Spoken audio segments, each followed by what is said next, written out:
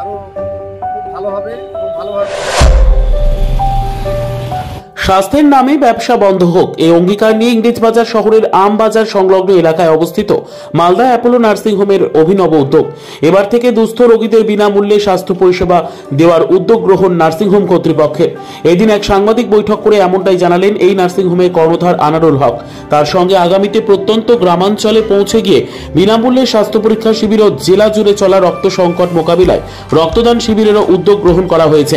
তার পাশাপাশি শিবরাত্রি উপলক্ষে ইংরেজবাজারের লক্ষ্মীপুর এলাকায় মালদা মানিকচক রাজ্য সড়কের ধারে ভক্তদের জন্য সহায়তা শিবির খোলারও কথা জানিয়েছেন তিনি। আনারুল বাবু আরো জানান, আমাদের মুখ্যমন্ত্রী মানবিক, তার জন্য মালদা অ্যাপোলো নার্সিংহোমের এই উদ্যোগ। মালদা অ্যাপোলো নার্সিংহোমের পক্ষ থেকে নতুন উদ্যোগ বলতে আমরা দুস্থ রোগীকে আজ থেকে পরিষেবা দেব। কারণ হচ্ছে যে আমাদের মাননীয় মুখ্যমন্ত্রী মমতা ব্যানার্জি খুব মানবিক, স্বাস্থ্যের ব্যাপারে উনি খুব কনসাস এবং আমাদের সকলকে স্বাস্থ্যের আওতায় নিয়ে এসছেন এবং এর জন্য স্বাস্থ্যসাথীর ব্যবস্থা উনি করেছেনও। তাছাড়াও কিছু দুস্থ মানুষের জন্য আমরা পরিষেবা দেব বলে আমরা ঠিক করেছি। মালদা অ্যাপোলো নার্সিংহোম কতটা সাড়া ফেলবে?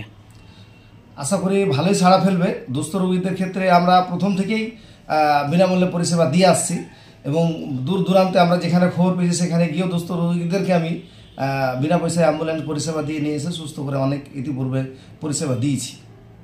নিয়েছেন এছাড়াও উদ্যোগ নিয়েছি যে আমাদের ওই হিন্দু ভাইদের একটা শিবরাত্রি উপলক্ষে একটা ওই ফলমূল এবং তাদের গঙ্গার পানীয় জল নিয়ে আসার জন্য একটা ভালো উদ্যোগ আমরা গ্রহণ করেছি, যাতে তাদের